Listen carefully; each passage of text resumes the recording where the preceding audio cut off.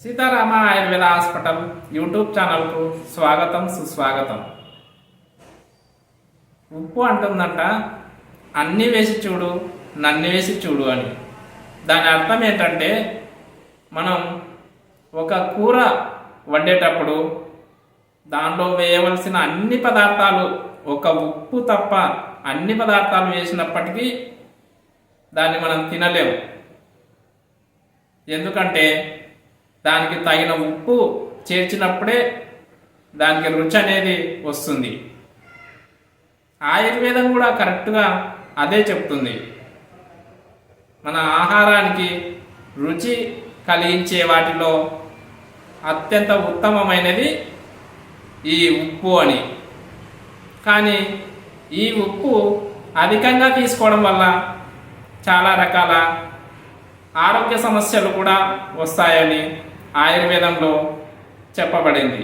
ఉప్పును అధికంగా తీసుకోవడం వల్ల బీపీతో పాటు అనేక రకాల గుండె సమస్యలు, పక్షవాతం లాంటి సమస్యలు, ఇంకా కీళ్ళ నొప్పులు, ఇంకా అనేక రకాల వాపులు లాంటి సమస్యలు వచ్చే అవకాశం ఉంటుంది. ప్రపంచ ఆరోగ్య సంస్థ WHO నిర్దేశించిన ప్రకారము మనం రోజులో తీసుకోవాల్సిన ఉప్పు ఎంతంటే 5 గ్రాములు, అంటే దాదాపుగా ఒక చెంచా అన్నమాట. కానీ అదే WHO ప్రపంచ ఆరోగ్య సంస్థ నివేదిక ప్రకారం మన భారతదేశంలో వాడుతున్న ఉప్పు రోజుకి ప్రతి ఒక్కరూ 11 గ్రాముల పైనే అని వెల్లడైంది. అంటే మనం వాడవలసిన ఉప్పు కంటే 2 రెట్లకు మించి వాడుతున్నామన్నమాట. ఈ ఉప్పును రుచి కోసం తగినంత వాడుకోవడంలో తప్పులేదు, కానీ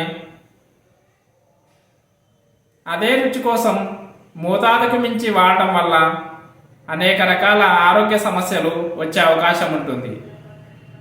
ఈ ఉప్పు యొక్క వినియోగాన్ని తగ్గించడం కోసం మనం కొన్ని రకాల పదార్థాలకు దూరంగా ఉండాలి. అవేంటంటే పొటాటో చిప్స్ లాంటి నూనెలో వేయించే పదార్థాలకు మనం దూరంగా ఉండాలి.